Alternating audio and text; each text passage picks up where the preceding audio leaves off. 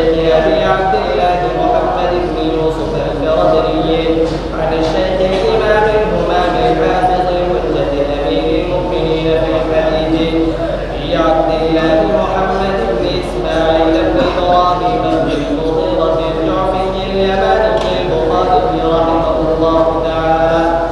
اللهم انفعنا بعلومه وعلومهم آمين يا رب العالمين. أنه قال حدثنا أبو النعمان قال حدثنا مهدي بن ميمون قال سمعت محمد بن سيرين يحدث عن معبد بن سيرين عن أبي سعيد الخدري رضي الله عنه عن النبي صلى الله عليه وسلم قال يقول ناس من قبل المشرق ويقرؤون القرآن لا يجاوز تراقيهم يقرؤون من الدين كما يمرق السهم من الرمية ثم لا يعودون فيه حتى يعود السهم إلى فوقه كما سيماهم قال سيماهم التحليق أو قال التسميد.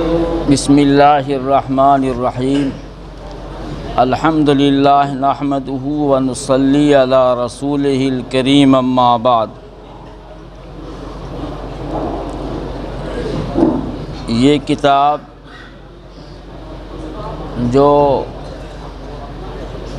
جس کتاب کی ابھی تکمیل ہو رہی ہے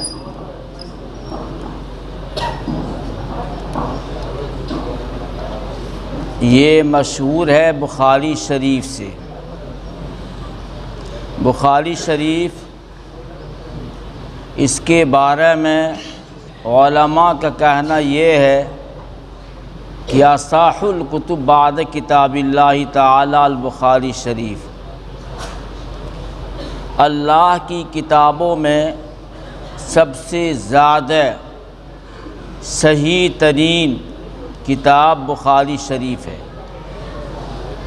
قرآن کریم تو اس میں شک و شبہ کی کوئی گنجائش نہیں ہے، لیکن کتاب اللہ کے بعد، قرآن مقدس کے بعد سب سے زیادہ صحیح ترین کتاب یہ بخاری شریف ہے. حضرت امام بخاری رحمۃ اللہ علیہ نے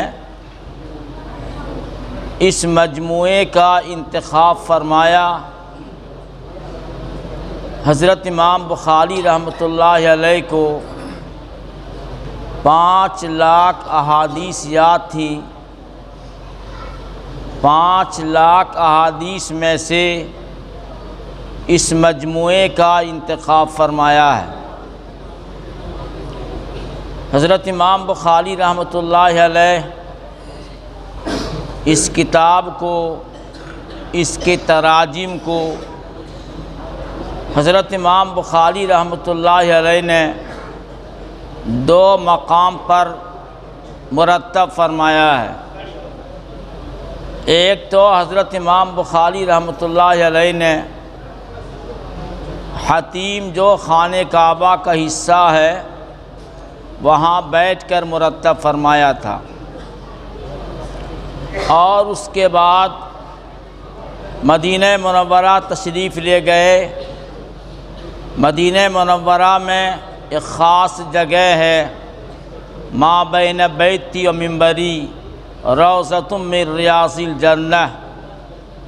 میرے بیت، میرے گھر اور میرے منبر کے درمیان جو حصہ ہے وہ جنت کا باغ، جنت کا ٹکڑا ہے. علماء کا فرمان یہ ہے، یہ وہ جگہ وہ ہے جو اللہ رب العزت نے جنت سے لایا اور یہاں پر رکھ دیا تھا، اور قیامت میں جب یہاں ختم کر دی جائے گی اس حصے کو جنت میں داخل کر دیا جائے گا. یہ جگہ جنت سے لائی گئی ہے اور جنت میں پھر داخل کر دی جائے گی. یہ ریاض الجنہ کا حصہ ہے. حضرت امام بخاری رحمۃ اللہ علیہ نے دوبارہ ریاض الجنہ میں بیٹھ کر کے تبعیض کا کام کیا ہے. مبارک مقام کے پر کتاب کے لکھنے میں برکت ہوتی ہے، اللہ اسے قبول فرماتے ہیں۔ حضرت امام بخاری رحمۃ اللہ علیہ نے جب اس کتاب کو لکھنا شروع کیا، ابواب کی ترتیب قائم کی، ہر باب کے تحت میں روایات کو لانا ہے۔ حضرت امام بخاری رحمۃ اللہ علیہ پہلے غسل فرماتے تھے، 2 رکعت نماز پڑھتے تھے، استخارہ فرماتے جب اس کے ذہن میں اور حضرت امام بخاری رحمۃ اللہ علیہ کے دل میں اس کی صحت کا یقین ہو جاتا تھا تو اس مجموعے میں حدیث پاک کو درج فرما دیا کرتے تھے۔ بعض علماء کی رائے یہ ہے کہ یہ کتاب چونکہ 16 سال میں لکھی گئی ہے، حضرت امام بخاری رحمۃ اللہ علیہ ایام تصنیف و تالیف میں ہمیشہ روزہ رکھا کرتے تھے۔ جب ارادہ ہوتا روایت کو لکھنے کا، مجموعے میں درج کرنے کا، حضرت امام بخاری رحمۃ اللہ علیہ اس روز روزہ رکھا کرتے تھے، گھر والوں کو اطلاع نہیں دیتے تھے۔ گھر سے کھانا آتا تھا، وہ کھانا کسی طلبہ کو عطا فرما دیا کرتے تھے اور خود روزے سے رہا کرتے تھے۔ اس لیے یہ مجموعہ اللہ کے یہاں بہت مقبول ہوا، یہ کتاب اللہ کے یہاں بہت مقبول ہوئی ہے۔ اس لیے علماء کا تجربہ یہ ہے کہ اگر بخاری شریف کو پڑھ کر کے اگر دعا کی جائے، اللہ اس کی دعا کو قبول فرما لیتے ہیں۔ جمال الدین مزی نے اپنے استاذ اور چچا اصیل الدین سے نقل فرمایا ہے کہ میں بخاری شریف کو 120 بار اپنی ضرورتوں کے لیے پڑھا ہوں، اور جب میں بخاری شریف کو جس کام کے لیے پڑھتا تھا، جس ضرورت کے لیے پڑھتا تھا، اللہ اس میں مجھے کامیابی عطا فرما دیتے تھے۔ یہ کتاب بہت عظیم الشان کتاب ہے، بہت عظیم المرتبت کتاب ہے، انتہائی مقبول کتاب ہے۔ اس کتاب کو پڑھنے میں، اس کتاب کے پڑھنے اور پڑھانے کا سلسلہ زمانے قدیم سے چلا آ رہا ہے، اور جب یہ کتاب مکمل ہوتی ہے اس کے اختتام پر دعا کا اہتمام کیا جاتا ہے۔ اس کتاب کی برکت سے دعا قبول ہوتی ہے۔ حضرت امام بخاری رحمۃ اللہ علیہ کو اللہ رب العزت نے علم حدیث ہی کے لیے پیدا فرمایا تھا۔ حضرت امام بخاری رحمۃ اللہ علیہ فرماتے ہیں، الہمت حفظ الحدیث، میرے دل میں حدیث کے یاد کرنے کا شوق ڈال دیا گیا تھا۔ اس لیے حضرت امام بخاری رحمۃ اللہ علیہ مکتب کی تعلیم سے فراغت کے بعد علم حدیث اور حدیث کے یاد کرنے میں مشغول ہو گئے، اور حضرت امام بخاری رحمۃ اللہ علیہ کو یہ شوق ایک جگہ رہنے نہیں دیا کرتا تھا۔ مختلف شہروں میں، مختلف مقامات پر بہت سارے اساتذہ کرام سے ملاقات کرتے اور حدیث پاک کو یاد کرتے اور سنتے تھے۔ اللہ رب العزت نے حضرت امام بخاری رحمۃ اللہ علیہ کا حافظہ بڑا قوی بنایا تھا۔ جو کچھ یہ سنتے تھے سب یاد ہو جایا کرتا تھا۔ ایک بار کسی محدث کے پاس تشریف لے گئے۔ اس زمانے کا دستور یہ تھا کہ استاذ حدیث سناتے تھے، طلبہ حدیث لکھ لیا کرتے تھے۔ حضرت امام بخاری رحمۃ اللہ علیہ یوں ہی جا کر بیٹھ جاتے تھے۔ کئی روز گزر گیا، یہ کچھ لکھ نہیں رہے ہیں۔ بعض ساتھیوں نے کہا کہ وقت کیوں برباد کرتے ہو؟ جب حدیث لکھتے نہیں ہو تو تمہیں سننے اور بیٹھنے کا کیا حق پہنچتا ہے؟ طالب علم نے لان تان کیا۔ حضرت امام بخاری رحمۃ اللہ علیہ کو نے فرمایا کہ جو تم ابھی کئی روز سے حدیث سن رہے ہو تم اس کو ملاتے چلے جاؤ، میں حدیث پڑھنا شروع کرتا ہوں۔ ان ایام میں استاد محترم نے 15,000 حدیثیں بیان کی تھی، 15,000 حدیث بیان کرنی شروع کر دی، اور اسی ترتیب سے جس ترتیب سے استاد نے بیان کیا تھا حضرت امام بخاری رحمۃ اللہ علیہ نے اسی ترتیب سے روایت کو بیان کر دیا۔ اللہ رب العزت کو ان حضرات سے دین کا کام لینا تھا تو اللہ رب العزت نے ان حضرات کے ذہن کو اعلیٰ بنایا تھا۔ اور ویسے بھی عرب کے ماحول میں وہاں کی آب و ہوا میں ایک صلاحیت تھی، وہاں کا ہر آدمی اعلیٰ درجے کا ذہین اور دماغ کے اعتبار سے قوی ہوا کرتا تھا۔ عبید اللہ بن عدی بن خیار کا واقعہ بخاری شریف میں مذکور ہے۔ عبید اللہ بن عدی بن خیار کہتے ہیں میں نے اپنے ساتھی سے کہا ایسا ہے کہ ہم چلتے ہیں حضرت وحشی رضی اللہ تعالیٰ عنہ سے ملاقات کرنے کے لیے جو حمص میں رہتے ہیں، چلیں ان سے ملاقات کر لیتے ہیں۔ چنانچہ عبید اللہ بن عدی بن خیار حضرت وحشی رضی اللہ تعالیٰ عنہ سے ملاقات کرنے جاتے ہیں، اور سوچا جا کر کے حضرت حمزہ رضی اللہ تعالیٰ عنہ کی شہادت کا واقعہ، حضرت حمزہ رضی اللہ تعالیٰ عنہ کو شہید کرنے والے حضرت وحشی رضی اللہ تعالیٰ عنہ ہیں، ان سے حالات دریافت کریں گے، تفصیل معلوم کریں گے۔ عبید اللہ بن عدی بن خیار امامہ باندھے ہوئے ہیں اور چہرہ چھپا رکھے ہیں، صرف آنکھ کھلی ہوئی ہے اور پیر کھلا ہوا ہے۔ عبید اللہ بن عدی بن خیار نے حضرت وحشی رضی اللہ تعالیٰ عنہ سے سلام و جواب کے بعد پوچھا اتعرفنی یا وحشی، اے حضرت وحشی کیا آپ مجھے پہچانتے ہیں؟ انہوں نے حضرت وحشی رضی اللہ تعالیٰ عنہ نے عبید اللہ بن عدی بن خیار کو دیکھا، چہرہ چھپا ہوا تھا، پیر کھلا ہوا ہے۔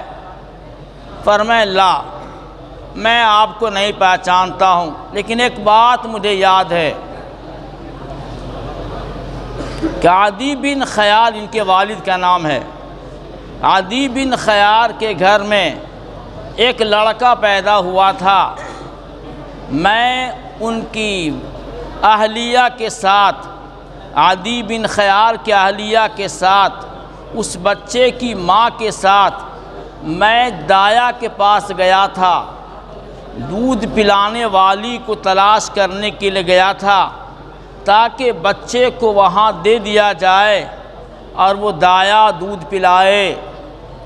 جب میں وہاں پہنچا، ماں کے گود سے بچے کو لینے لگا تو بچے کا پیر کھل گیا تھا۔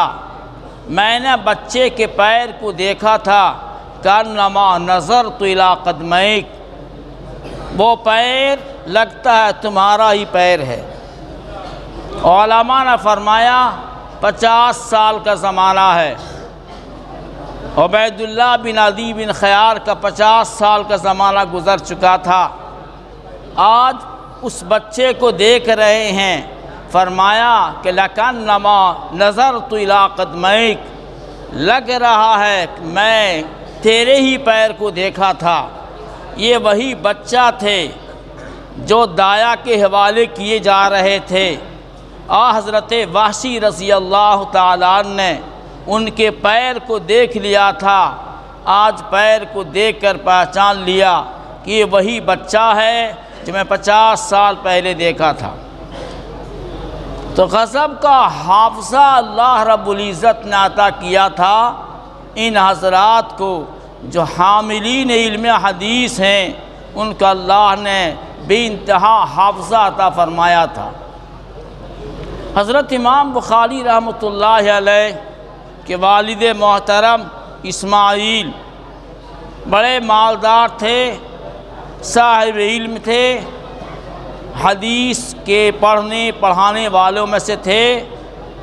جب اسماعیل کا انتقال ہونے لگا، انہوں نے فرمایا کہ میں مال کثیر چھوڑ کے جا رہا ہوں، اس مال کثیر میں ایسا کوئی مال نہیں ہے جو حرام ہو، ایسا مال بھی نہیں ہے جس میں حرمت کا شبہ ہو، حلال و طیب مال چھوڑ کر کے جا رہا ہوں۔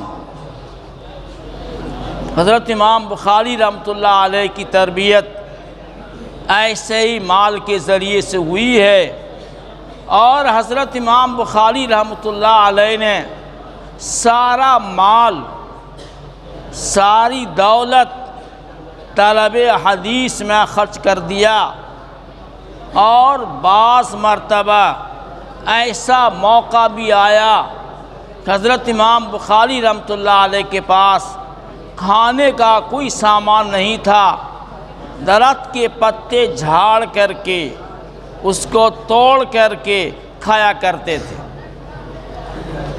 یہ حضرت امام بخاری رحمۃ اللہ علیہ کا جد و جہد ہے۔ انہوں نے طلب حدیث میں، حدیث کی یاد کرنے میں انہوں نے سارا سرمایہ خرچ کر دیا، اور ایک زمانہ آیا کہ گھر میں کھانے کا سامان نہیں ہے تو پتے چبا چبا کر کے پیٹ کی آگ کو بجھاتے تھے۔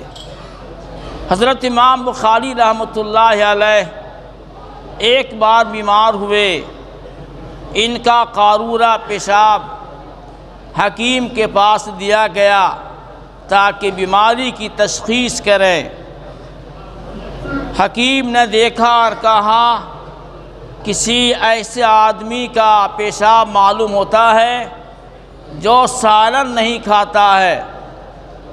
حضرت امام بخاری رحمۃ اللہ علیہ سے پوچھا گیا، فرمایا میں 40 سال سے میں سالن نہیں کھایا ہوں۔ حکیم نے کہا کہ اگر آپ سالن نہیں کھائیں گے آپ بیمار ہو جائیں گے، اس لیے آپ کو سالن کھانا ہی پڑے گا۔ حضرت امام بخاری رحمۃ اللہ علیہ نے فرمایا اتنا ٹائم تو ہے نہیں کہ سالن بھی کھاؤں اور روٹی بھی کھاؤں، ہاں ایسا ممکن ہے کہ میں روٹی کو شکر کے ساتھ کھا سکتا ہوں۔ حضرت امام بخاری رحمۃ اللہ علیہ کو اپنی ثقافت، اپنی دیانت پر کی حفاظت کرنے میں حضرت امام بخاری رحمۃ اللہ علیہ نے بے دریغ مال خرچ کیا ہے۔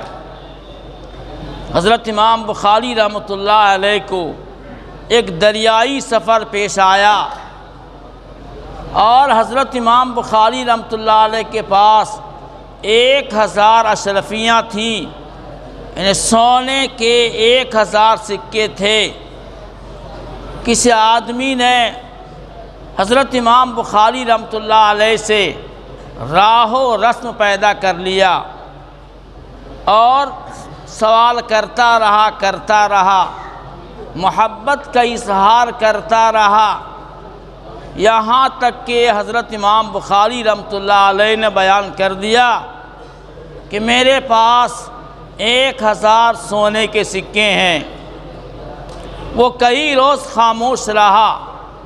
ایک روز صبح میں بیدار ہوا اور شور کرنا شروع کر دیا کہ میرے پاس 1000 سونے کے سکے تھے، کوئی چڑا لیا ہے۔ وہ جان رہا تھا جب تلاشی لی جائے گی حضرت امام بخاری رحمۃ اللہ علیہ کے مال میں برآمد ہو جائے گا، 1000 سونے کے سکے مجھے مل جائیں گے۔ چنانچہ تلاشی لی گئی۔ اسی درمیان میں حضرت امام بخاری رحمۃ اللہ علیہ نے اس تھیلی کو دریا میں ڈال دیا۔ تلاشی لی گئی، وہ سکے نہیں ملے۔ بعد میں جب سفر مکمل ہوا، وہ صاحب آ کر کے پوچھا، آپ نے تو کہا تھا میرے پاس 1000 سونے کے سکے ہیں، آپ کے پاس ملا نہیں۔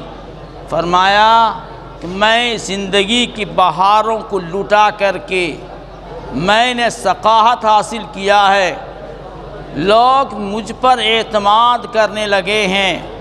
اگر وہ سکہ میرے پاس ملتا، لوگوں کا اعتماد اٹھ جاتا، تو میں 1000 سکوں کو میں نے پانی میں ڈال دیا۔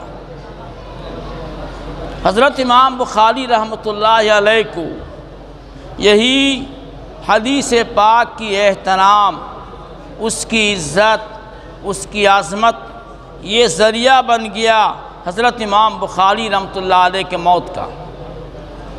حضرت امام بخاری رحمۃ اللہ علیہ دنیا بھر سے گھومتے گھومتے تشریف لائے بخارا شریف، اور بخارا میں قیام کیا۔ بخارا کا حاکم تھا خالد بن احمد الزوہلی۔ اس نے حضرت امام بخاری رحمۃ اللہ علیہ سے کہا، گورنر ہے، شہر کا مالک ہے، حکم دیا ایسا کیجئے، آپ بخاری شریف اور تاریخ کی کتابیں میرے دربار میں آ کر کے مجھے میرے بچوں کو پڑھائیں۔ حضرت امام بخاری رحمۃ اللہ علیہ نے فرمایا کہ میں علم کو ذلیل نہیں کر سکتا ہوں، میں علم کو لے کر کے ابواب السلطان بادشاہوں کے دربار میں حاضر نہیں ہو سکتا ہوں۔ چنانچہ حضرت امام بخاری رحمۃ اللہ علیہ وہاں تشریف نہیں لے گئے۔ حاکم بخارا نے الزام عائد کر کے حضرت امام بخاری رحمۃ اللہ علیہ کو شہر سے نکلنے کا حکم جاری کر دیا۔ یہ الگ بات ہے کہ حضرت امام بخاری رحمۃ اللہ علیہ نے چلتے چلتے بد دعا بھی کر دیا تھا، اے اللہ جیسے اس حاکم نے مجھے ذلیل کیا ہے، اے اللہ آپ اسے ذلیل فرما دیجیے۔ حضرت امام بخاری رحمۃ اللہ علیہ یہاں سے نکل گئے، سمرقند جانے کا ارادہ تھا۔ درمیان میں خرتنگ ایک مقام ہے، وہاں حضرت امام بخاری رحمۃ اللہ علیہ کے کچھ رشتہ دار رہا کرتے تھے، وہاں قیام کر لیا۔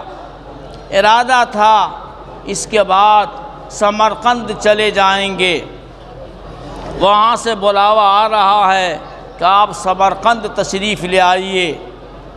حضرت امام بخاری رحمۃ اللہ علیہ نے ارادہ کیا اب سمرقند جانا چاہیے۔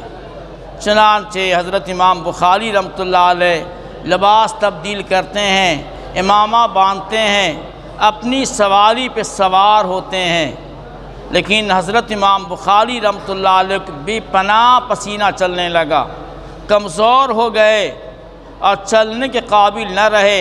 فرمایا مجھے اتار لو، اتار لیے گئے۔ حضرت امام بخاری رحمۃ اللہ علیہ کا انتقال ہو جاتا ہے۔ حضرت امام بخاری رحمۃ اللہ علیہ چلتے چلتے بخارا کے حاکم کے لیے بد دعا کر گئے تھے، اس لیے گورنر کا جو بادشاہ تھا وہ ناراض ہو گیا، اس نے اس کو معزول کر دیا اور گدھا پر الٹا بیٹھا کر کے شہر میں گھموایا تھا حاکم بخارا کو۔ جب آدمی اللہ والوں کو تکلیف دیتا ہے تو بسا اوقات اس کی زبان سے کچھ الفاظ نکل جاتے ہیں، اللہ اسے قبول کر لیتے ہیں۔ اس لیے علماء کی دل آزاری سے بچنا چاہیے اور علماء کو خوش کرنے کی کوشش کرنی چاہیے۔ حضرت امام بخاری رحمۃ اللہ علیہ کی کتاب ہے یہ بخاری شریف۔ حضرت امام بخاری رحمۃ اللہ علیہ احادیث صحیحہ کا انتخاب فرمایا ہے۔ حضرت امام بخاری رحمۃ اللہ علیہ روایات کو جمع کرتے ہیں، روایت بیان کرتے ہیں اور مختلف مسائل استنباط کرتے ہیں۔ اس لیے بسا اوقات حضرت امام بخاری رحمۃ اللہ علیہ ایک ایک روایت کو، ایک ایک حدیث کو 10 مقام پر ذکر فرماتے ہیں، چونکہ حضرت امام بخاری رحمۃ اللہ علیہ کا مقصود صرف جمع روایات نہیں ہے، جمع روایات بھی ہے، ساتھ ساتھ مسائل کا استنباط کرنا بھی ہے۔ اس لیے مشہور ہے فقہ البخاری فی تراجمہ، بخاری کے تفقہ کا اندازہ لگانا چاہو تو حضرت امام بخاری رحمۃ اللہ علیہ کی تراجم میں غور کرو۔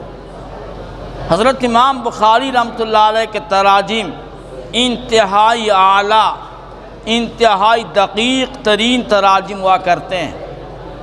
حضرت امام بخاری رحمۃ اللہ علیہ پوری انسانیت کو سمجھا رہے ہیں، خاص طور سے امت مسلمہ کو سمجھا رہے ہیں۔ دنیا میں جتنے فرقے پیدا ہوئے ہیں اس کی وجہ یہ بنی ہے انہوں نے وحی الہی کو چھوڑ دیا، وحی الہی کو چھوڑ دیا اور اپنے دماغ پر، اپنے عقل پر، اپنے تجربات پر اعتماد کر لیا، وحی الہی کو چھوڑ دیا ہے۔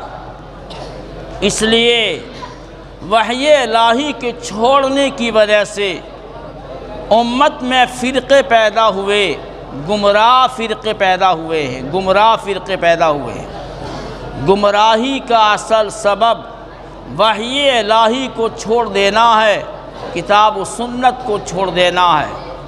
اس لیے حضرت امام بخاری رحمۃ اللہ علیہ نے پہلا والا جو باب قائم کیا تھا، پہلا والا باب ہے باب کیف کان بدء الوحی الی رسول اللہ صلی اللہ علیہ وسلم،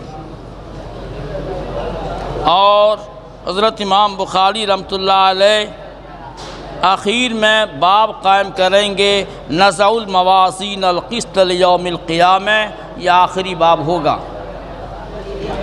حضرت امام بخاری رحمۃ اللہ علیہ فرق باطلہ کی بہت تردید کرتے ہیں، ان کو سمجھاتے ہیں کہ تمہاری گمراہی کا سبب اور وجہ یہ ہے کہ تم نے وحی الہی کو چھوڑ دیا، وحی الہی کو پکڑ لو، گمراہی سے بچ جاؤ گے۔ یہ امام بخاری رحمۃ اللہ علیہ کی آخری نصیحت ہے کہ تم وحی الہی کو مضبوطی سے تھامو، قرآن و سنت کو مضبوطی سے تھامو۔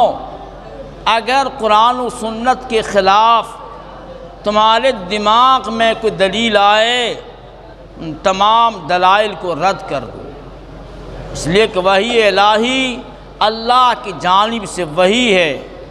اللہ نے علم کا بڑا دروازہ وحی الہی کے ذریعے سے کھول دیا ہے، اس لیے وحی الہی کو پکڑو۔ یہ جو ابھی روایت پڑھی گئی ہے، یہ روایت ابھی جو پڑھی گئی ہے، یہ روایت امام بخاری رحمۃ اللہ علیہ نے مختلف مقامات پر 10 مقام پر تقریباً اس روایت کو ذکر فرمایا ہے۔ اس روایت کا خلاصہ طلباء کے سامنے تو بات آ گئی ہے، عوام الناس کے سامنے بات آ جائے، اس کا خلاصہ یہ ہے کہ حضرت نبی کریم علیہ الصلاۃ ایک بار کچھ مال تقسیم کر رہے تھے، حضرت نبی کریم علیہ الصلاۃ والسلام کا اصل مقصود یہ ہوتا تھا مال دے کر کے امت کو گمراہی سے بچا لینا ہے۔ مال دے کر کے جو لوگ ڈگمگانے والے ہیں، جو لوگ کنارے پہ کھڑے ہیں، اگر مال دیا جائے گا اسلام میں آ جائیں گے، مال نہیں دیا جائے گا پیر کھینچ لیں گے۔ ایسے لوگوں کو مال دیا کرتے تھے، ایسے لوگوں کو آپ مال دیا کرتے تھے۔ جو صحابی ایمان کے اعتبار سے مضبوط ہوا کرتے تھے، آپ ان حضرات کو مال نہیں دیتے تھے۔ مال کا دینا یہ محبت کی علامت نہیں ہوتی تھی، مال کا دینا یہ علامت ہوتی تھی کہ اگر مال نہیں دیا جائے گا یہ پیر کو اسلام سے نکال لے گا۔ مال دے کر کے آپ اسلام پہ جماتے تھے۔ ایک بار آپ مال تقسیم کر رہے ہیں، بے دریغ مال تقسیم کر رہے ہیں، ایک آدمی آیا ذوالخویسرہ آیا، اس کہا آپ انصاف سے کام لیجئے یا رسول اللہ۔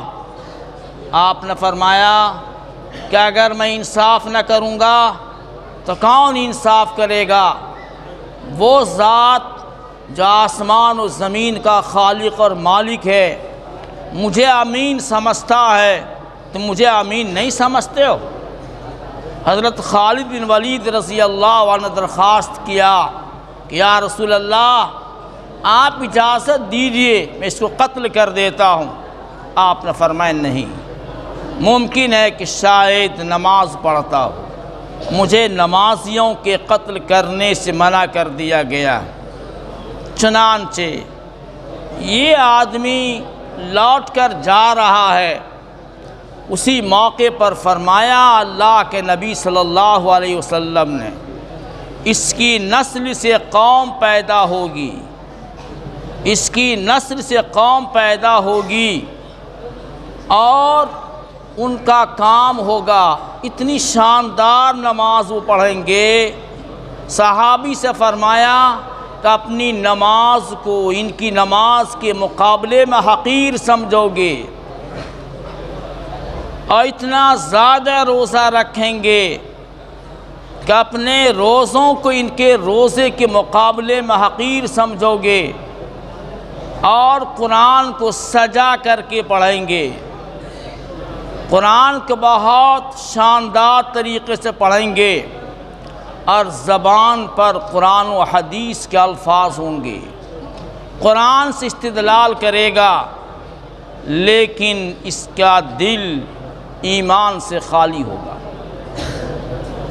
نماز بہت پڑھیں گے، روزہ بہت رکھیں گے، قرآن بہت پڑھیں گے، قرآن کو سجا سجا کے پڑھیں گے، لیکن ایمان سے اس کا دل خالی ہوگا۔ اس کی بیماری یہ ہوگی کہ یہ کافروں کو قتل نہیں کریں گے، یہ مسلمانوں کو قتل کریں گے۔ اور فرمایا حضرت نبی کریم صلی اللہ علیہ وسلم نے اگر میرے زمانے میں پایا جائے تو میں اس کو ایسا قتل کروں گا جیسے قوم عاد کو قتل کر دیا گیا ہے۔ اور ایک موقع پر فرمایا کہ جو اس کو قتل کرے گا اس کو ثواب ملے گا قتل کرنے کا۔ یہ خوارج کے نام سے یہ قوم جانی جاتی ہے، یہ قوم خوارج کے نام سے جانی جاتی ہے۔ حضرت علی کرم اللہ وجہ کے دور خلافت میں یہ حضرات پیدا ہو گئے۔ حضرت علی کرم اللہ وجہ جس کو صحابہ کہتے تھے اول المومنین کہا کرتے تھے، بچوں میں سب سے پہلے ایمان لانے والے حضرت علی کرم اللہ وجہ ہیں۔ یہ نالائق ان کو اول کافرین کہتا تھا، یہ پہلا کافر ہے، حضرت علی کرم اللہ وجہ کو کافر کہتا تھا۔ حضرت خباب رضی اللہ عنہ کے لڑکے عبداللہ ہیں، ایک موقع پر ان خارجیوں سے ملاقات ہو گئی، ان کو قتل کر دیا، ان کی اہلیہ کا پیٹ چاک کر دیا اور کئی عورتوں کو قتل کر دیا تھا۔ حضرت علی کرم اللہ وجہ کو ساری رپورٹیں ملتی رہی۔ اس حدیث میں جو آپ نے بخاری شریف میں پڑھی ہے، اس میں ایک اور لفظ آتا ہے، فرمایا حضرت نبی کریم صلی اللہ علیہ وسلم نے کہ اس میں ایک آدمی ایسا ہوگا، اس کا ہاتھ ایسا ہوگا جیسے عورت کی پستان ہوا کرتی ہے، ایسا ہوگا۔ چنانچہ حضرت ابو سعید خدری رضی اللہ عنہ فرماتے ہیں کہ ہم خارجیوں کے قتال میں شریک رہے، حضرت علی کرم اللہ وجہ کے ساتھ ہم نے ان سے قتال کیا۔ اس زمانے میں جتنے خارجی تھے سب قتل کر دیے گئے، سب قتل کر دیے گئے، سب قتل کر دیے گئے۔ اس کا نظریہ انتہائی خطرناک نظریہ تھا۔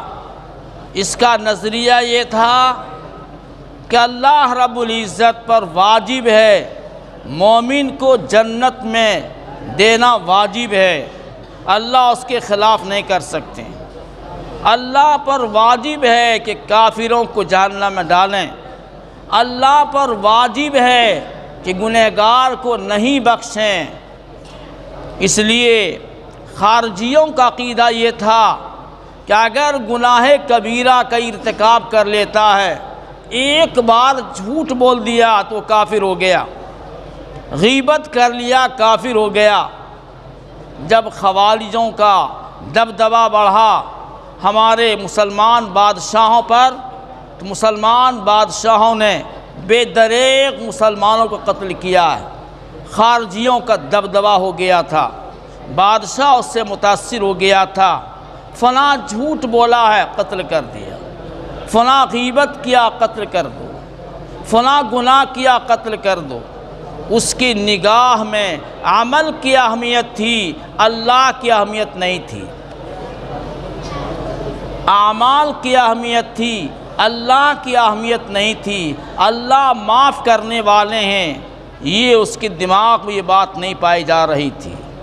یہ اسی فرقے کا یہاں پہ تذکرہ کیا گیا۔ حضرت ابو سعید خدری رضی اللہ عنہ فرماتے ہیں جب حضرت علی کرم اللہ وجہ نے ان سب سے قتال کیا، وہ آدمی تلاش کیا گیا جس کے بارے میں فرمایا تھا اللہ کے نبی صلی اللہ علیہ وسلم نے کہ ایک آدمی ہوگا جس کا ایک ہاتھ، اس کا بازو عورت کے پستان کی طرح ہوگا۔ تلاش کیا گیا، وہ آدمی مل گیا تھا۔ حضرت علی کرم اللہ وجہ نے خوارج کو قتل کیا۔ اسی کا یہاں تذکرہ ہے۔ یہ روایت مختلف مقامات پر روایت گزر چکی ہے۔ حضرت ابو سعید خدری رضی اللہ تعالیٰ نے روایت کرتے ہیں اللہ کے نبی صلی اللہ علیہ وسلم سے قال یخرج ناس من قبل المشرق، کچھ لوگ نکلیں گے مشرق کے جانب اور قرآن پڑھیں گے، قرآن بہت شاندار پڑھیں گے، سجا سجا کر پڑھیں گے، لیکن ایمان سے ان کا کوئی تعلق نہیں ہوگا۔ لا یجاوز تراقیہم، ان کا ایمان سانس کے نلی تک رہ جائے گا۔ قرآن کا پڑھنا سانس کی نلی تک رہے گا، دل متاثر نہیں ہوگا۔ وہ دین سے نکل جائیں گے جیسے تیر نکل جاتی ہے شکار سے، ثم لا یعودون فیہ، دوبارہ دین میں نہیں لوٹیں گے یہاں تک کہ تیر لوٹ جا الٹے۔ پوچھا گیا ما سیماہم، قال سیماہم التحلیق او قال التثبیت۔ یہ بخاری شریف ہے، یہ بخاری شریف میں نے پڑھی ہے مکمل اپنے استاذ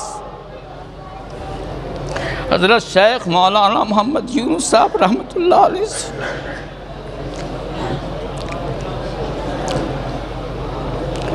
اور انہوں نے بخاری شریف پڑھی ہے حضرت شیخ زکریا صاحب رحمۃ اللہ علیہ سے۔ حضرت شیخ زکریا صاحب رحمۃ اللہ علیہ نے 2 بار بخاری شریف پڑھی ہے، ایک بار پڑھی ہے اپنے والد حضرت مولانا یحییٰ صاحب رحمۃ اللہ علیہ سے، اور حضرت مولانا یحییٰ صاحب رحمۃ اللہ علیہ نے پڑھی ہے حضرت مولانا رشید احمد گنگوہی رحمۃ اللہ علیہ سے۔ مولانا رشید احمد گنگوہی رحمۃ اللہ علیہ نے پڑھی ہے شاہ عبد الغنی صاحب رحمۃ اللہ علیہ سے۔ شاہ عبد الغنی صاحب نے پڑھی ہے شاہ ابو سعید رحمۃ اللہ علیہ سے۔ شاہ ابو سعید، شاہ اسحاق، بلکہ شاہ عبد القادر رحمۃ اللہ علیہ نے پڑھی ہے شاہ عبد العزیز رحمۃ اللہ علیہ سے، وہ شاہ ولی اللہ صاحب رحمۃ اللہ علیہ سے۔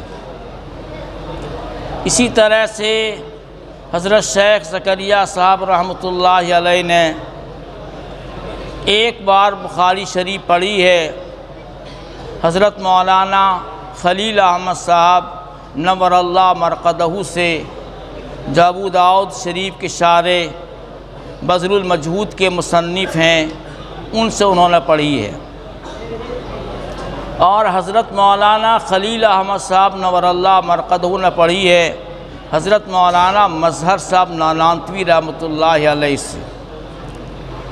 مولانا مظہر صاحب نانوتوی رحمۃ اللہ علیہ نے پڑھی ہے شاہ عبد الغنی صاحب رحمۃ اللہ علیہ سے، وہ شاہ ابو سعید رحمۃ اللہ علیہ سے، وہ شاہ عبد العزیز رحمۃ اللہ علیہ سے پڑھی ہے۔ باقی پوری سند کتابوں میں مذکور ہے۔ میں طلبہ حدیث کو اپنی جانب سے پڑھنے پڑھانے کی اجازت دیتا ہوں، اس شرط کے ساتھ کہ تقوی اور طہارت کا خیال کریں۔ اس زمانے میں احادیث کی شرح کرنے میں جو عام بے احتیاطیاں ہو رہی ہیں، حدیث کی شرح کرنے میں غلط مطلب بیان کیا جاتا ہے، اس سے احتیاط کریں۔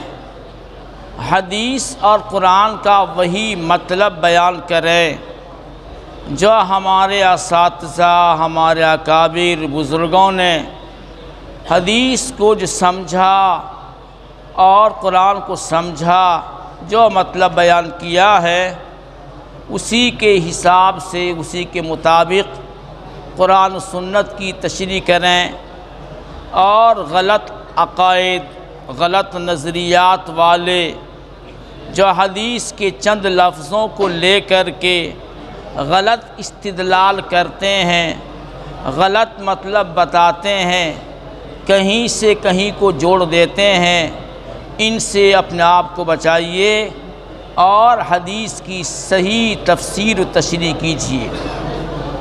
اور اس کے لیے ضروری یہ ہے کہ اپنے اکابرین کی کتابوں کا مطالعہ کیجیے۔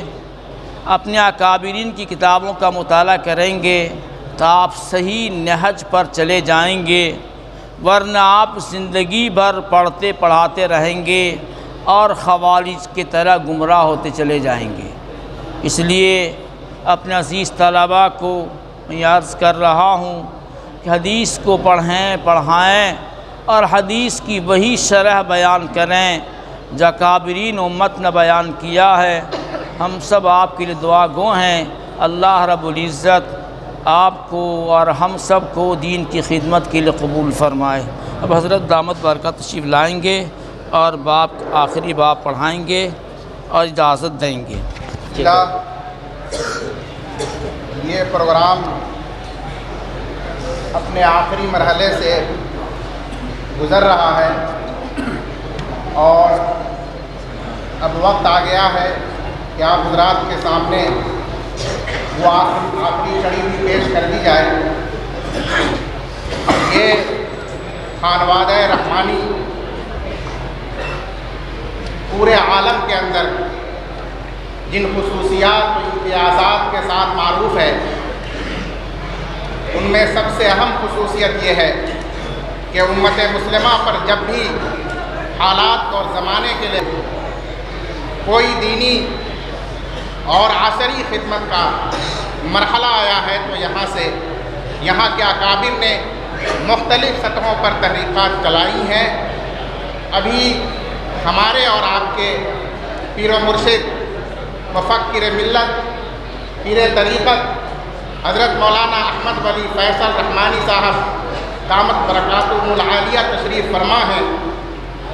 انہوں نے بہت قلیل عرصے میں اس ملک کو اور ملک کی ملت اسلامیہ کو جو بہت سے انمول تحفے دیے ہیں، مختلف پلیٹ فارم سے ان کی تفصیل کیے بغیر جامعہ رحمانی میں جو حضرت دامت برکاتہم نے اصلاحات اور ترقی پذیر کاموں کو شروع کیا ہے، ان کی ایک جھلک پیش کرنا چاہتا ہوں۔ سب سے پہلے حضرت دامت برکاتہم نے شعبہ دارالحکمت کا قیام فرمایا، جس کی تفصیل آپ کے سامنے آ چکی ہے۔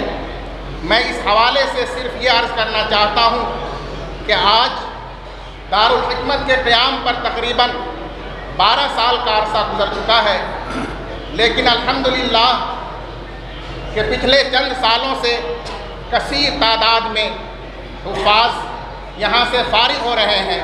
جامعہ رحمانی کے اعلیٰ معیار کے مطابق حفظ کی سند و فضیلت حاصل کرنے کے ساتھ ساتھ دینی عصری تعلیم اور عربی انگریزی زبان و ادب میں اپنی صلاحیت کو دوبالا کر رہے ہیں۔ حضرت دامت برکاتہم نے شعبہ دارالحکمت کے قیام کے ساتھ ساتھ اس کے لیے جامع نصاب کی تیاری، اس میں پڑھانے والے اساتذہ کی ٹریننگ، نصابی مواد کی تعلیم اور امتحانات کے لیے علوم ٹیکسونومی کا نظریہ، اس کا مطالعہ، اس کا اجرا، جس میں محض حفظ کے بجائے ذہنی و فکری صلاحیتوں کی نشو و نما پر زور دیا گیا ہے، ان چیزوں کا اہتمام کرایا اور الحمدللہ ایک مرحلے کے بعد ایک ٹیم کو تیار کیا ہے جو جدید تکنیک اور جدید وسائل کے ساتھ شعبہ دارالحکمت میں اعلیٰ تعلیم اور تربیت پر مامور ہے۔ حضرت کا دوسرا کارنامہ جو اس احاطے میں عمل میں آیا ہے وہ شعبہ تخصص فی الافتاء کا قیام ہے۔ اب تک ملک اور بیرون ملک میں بہت سے دارالافتاء اور تخصص فی الافتاء کا قیام ہو چکا تھا، لیکن اس کے اہداف کا کوئی تعین ہمیں نہیں مل سکا۔ حضرت نے فرمایا کہ ہمارے اس شعبے کے لیے سب سے پہلے اہداف کا تعین لازمی ہے۔ چنانچہ حضرت کی سربراہی اور قیادت میں جامعہ کے فقہا اور مفتیان کرام کی ایک ٹیم نے ان اہداف کا تعین کیا۔ معینہ اہداف کے حصول کے لیے 2 سالہ نصاب پورے عالمی دارالافتاءوں کے نصابوں کو سامنے رکھتے ہوئے تیار کیا گیا۔ اس کے لیے علیحدہ منظم لائبریری کا نظم ہوا۔ مختلف عصری موضوعات پر ملک اور بیرون ملک کے ماہرین کے محاضرات کرائے گئے اور معیار کی بلندی کے لیے کامیابی کا کم سے کم اوسط 100 نمبرات میں سے 85 نمبرات کو مقرر کیا گیا، درمیانی اوسط 91 نمبر مقرر کیا گیا اور اعلیٰ اوسط سے کامیابی کے لیے 95 نمبر کا ہدف رکھا گیا۔ آپ کو جان کر خوشی ہوگی کہ اس شعبہ تخصص فی الافتاء میں اس سال کل 16 طلباء نے داخلہ لیا، جو ابتدا سے اخیر تک پوری محنت و مستعدی کے ساتھ تخصص فی الافتاء کے اہم کام میں مشغول رہے، اور ان میں سے بہت سے طلباء نے 95 نمبر کی اعلیٰ معیاری کامیابی کے ساتھ انعامات کے مستحق قرار دیے گئے، اور اکثر طلباء نے اوسط درجے کی کامیابی حاصل کی۔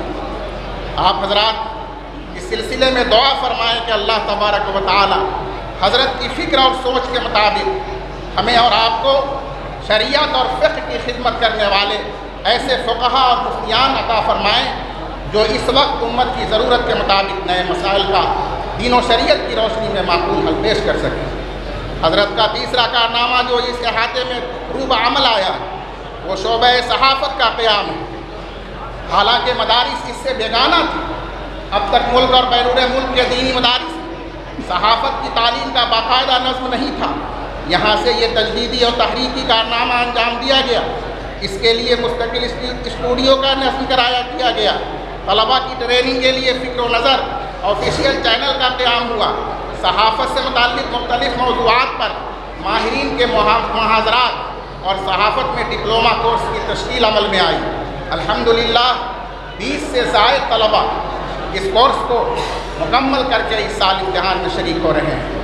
اگر یہ شعبہ قائم رہا اور اسی طرح اس سے دلچسپی طلبہ کی بڑھتی رہی تو آپ کو بہت سے چینلوں پر، بہت سے نیوز کے صفحات پر علماء اور فضلاء کے کارنامے ملیں گے جو دین و شریعت کی روشنی میں آپ تک عصر حاضر کے مطابق صحیح پیغامات پیش کر سکیں گے۔